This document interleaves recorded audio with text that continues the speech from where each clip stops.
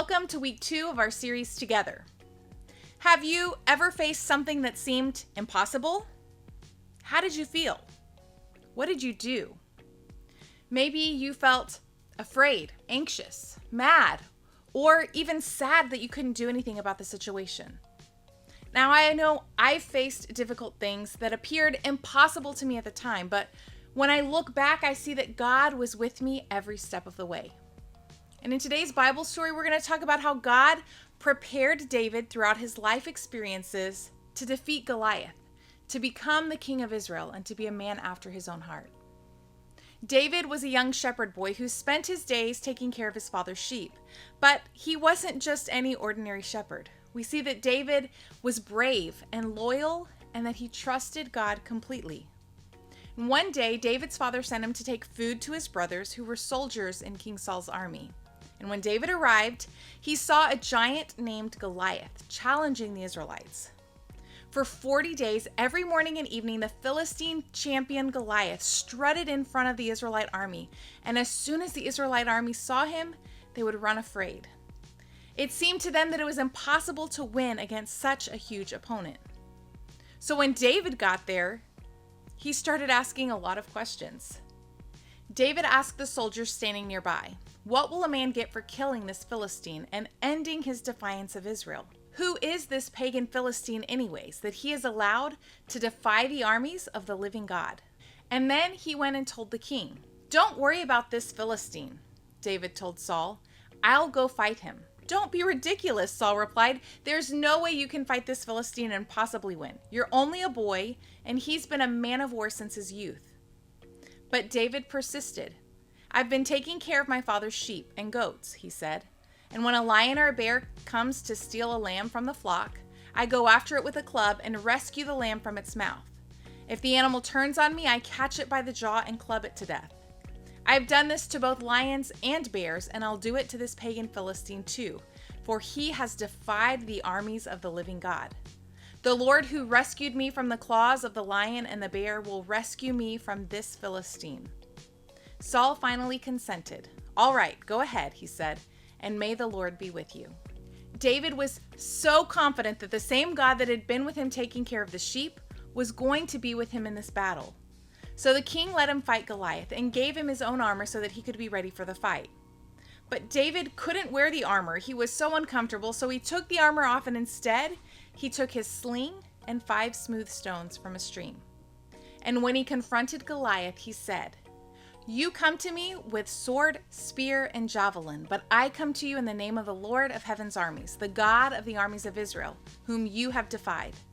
Today the Lord will conquer you, and I will kill you and cut off your head. And then I will give the dead bodies of your men to the birds and the wild animals, and the whole world will know that there is a God in Israel. And everyone assembled here will know that the Lord rescues his people, but not with sword and spear. This is the Lord's battle, and he will give you to us." As Goliath moved closer to attack, David quickly ran out to meet him. Reaching into his shepherd's bag and taking out a stone, he hurled it with his sling and hit the Philistine in the forehead. The stone sank in, and Goliath stumbled and fell face down on the ground. So David triumphed over the Philistine with only a sling and a stone, for he had no sword. Then David ran over and pulled Goliath's sword from its sheath, and David used it to kill him and cut off his head. 1 Samuel 17, verses 45 through 47. This is one of my favorite Bible stories because David's story shows us that God prepares us for the challenges we face and that he is with us in the challenge, helping us. David was a shepherd boy and he had no idea that God was preparing him when he was fighting those lions and bears so that one day he could defeat Goliath. He was just being faithful to the Lord and to his father and to the task that had been given to him. He had so much faith in God that even when he was in front of the giant, he knew that God was bigger and that his name was going to be glorified in that battle. And just like David, you and I can trust that God is with us and that he will help us overcome any obstacle. Even if it seems impossible, always remember that nothing is impossible for our God. And just like God prepared David to face Goliath, God prepares you and I for the challenges that we face. And we can just trust in his guidance and his strength and continue to be faithful in what he's called us to do each and every day. So the key point I want you to remember today is that God prepares me. David trusted in God completely, and we can trust God too. Our memory verse says, "Don't be afraid or discouraged, for the Lord will personally go ahead of you. He will be with you. He will never fail you nor abandon you." Deuteronomy 31:8. Years later, another giant came into focus in a garden, the Garden of Gethsemane, where Jesus, the Son of God, stood there surrounded by ancient olive trees, and the weight of humanity's sin pressed upon him. He knew what lay ahead of him: betrayal, arrest, torture, and crucifixion. And Jesus withdrew from his disciples and he knelt on the ground and he prayed. "Father," he pleaded, "if you are willing, remove this cup from me, but not my will, but yours be done." The agony was unbearable, but Jesus chose obedience to save us all. And in that garden, Jesus faced the ultimate battle. And just as David had trusted in God's strength, Jesus surrendered to his Father's plan. Both faced giants. David's sling and stones pointed to the cross, where Jesus would defeat sin with his sacrifice.